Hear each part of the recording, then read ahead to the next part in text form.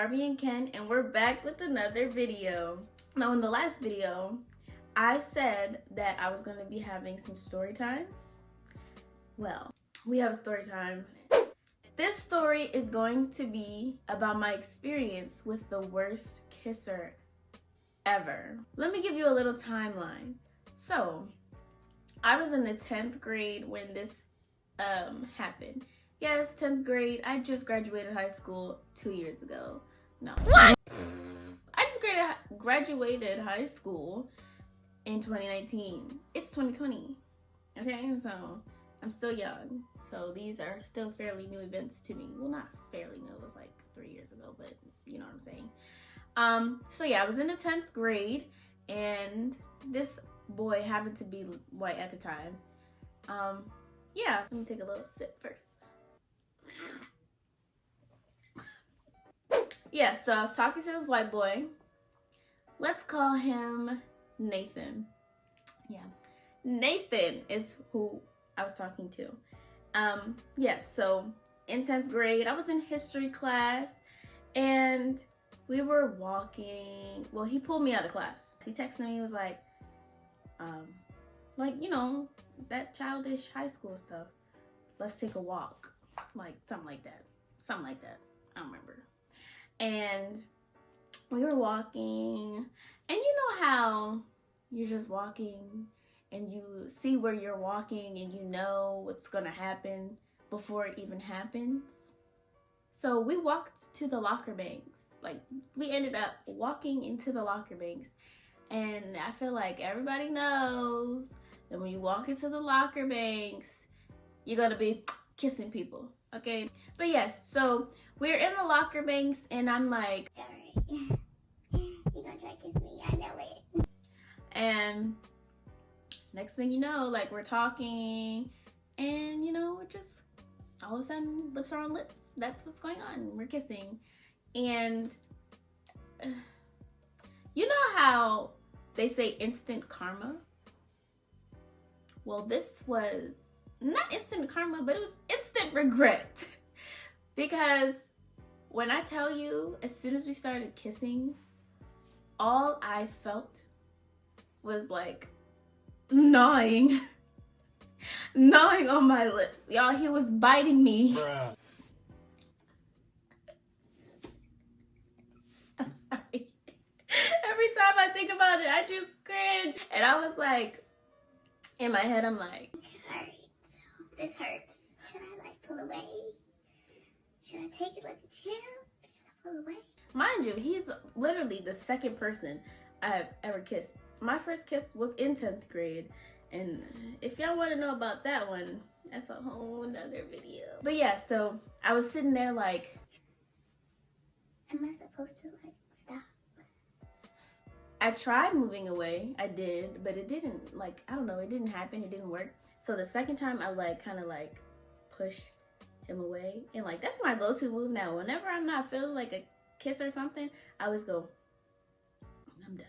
I feel like whenever you kiss someone for the first time, you know whether or not it's not gonna work out. Or if it's gonna work out, like, you'll know if it's gonna work out and if it's not gonna work out based on that first kiss, like if you want them. And after that, I was like, no, I don't want this. I didn't like that. It was terrible. And like, So after the kiss, I went to class with a whole bunch of thoughts in my head, like, should I tell him that he bit me? Was biting me? I don't know why I didn't think that he knew that he was biting me, but like, I was really processing in my head, like, how am I gonna tell him that I didn't like it and that he was biting me? Did he know that he bit me? And we had like a seminar or something that day, so I was talking to my friends, and I was like, should I text him or should I tell him in person? Like, just really freaking out. I just overthink a lot of things all the time, so I was really just contemplating whether or not I should text him and let him know that he bit me. All that aside, the seminar was over, and I got my thoughts together, and I finally texted him. I texted him, and I was like, hey, about the kiss, did you know you bit me?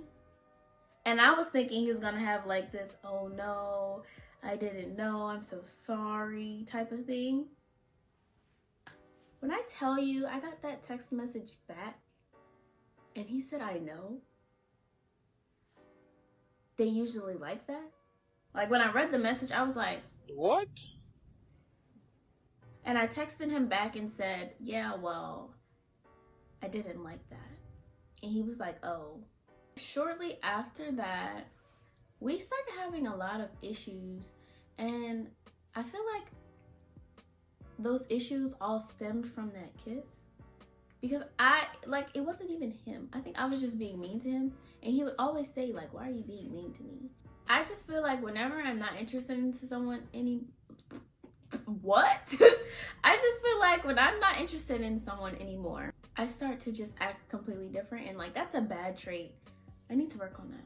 Because I did that to someone else. And we're not going to talk about that. That's a whole nother story. It's a hot mess. But anyways, we stopped talking altogether because if you want to know what happened after we stopped talking, when I started talking to someone else, leave a comment below. It's so out of pocket. That's more tea. So after I was being mean to him, we stopped talking for a little bit and we started coming back slowly because like I liked him because of his personality. I mean, of course, like, you have to look good. He was pretty cute to me at the time, but you know, hey, I was in 10th grade. You win some and lose some. And when we started getting back, I heard some things, some pretty messed up things. I found out that he was doing some things with another girl in the locker banks. You know what I said?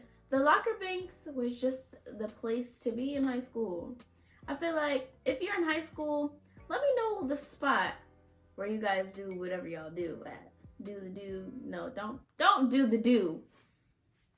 Do not do the do in high school. Let's keep it PG in high school, okay? At least not in school. Like, I feel like me doing that whole kissing stuff in the locker banks was still a lot. So we just stopped talking because of that. And I just moved on to his friend. Oops. Huh? Next on the docket. If you like this video, give it a thumbs up. And if you want more content like this, leave a comment down below. And subscribe, because like, it's me. The next video will most likely be about my natural hair journey because I will be taking out my faux locks. So if you want to know any information, not even information about my natural hair journey, I will take my faux locks out just so you can see how long my hair is now. I don't think I'll do a wash and go because I really don't like how they look on my hair right now because I still have heat damage on the left side and it's just not cute to me. I just can't do it. But I will have my natural hair and you'll be able to see it. So if you want to see more content about my natural hair and my natural hair journey, leave a comment below and I will definitely be on that because I've been documenting my natural hair journey since I started and more especially since I got heat damage. All right, it's been real, babes. I'll see you next time. Bye.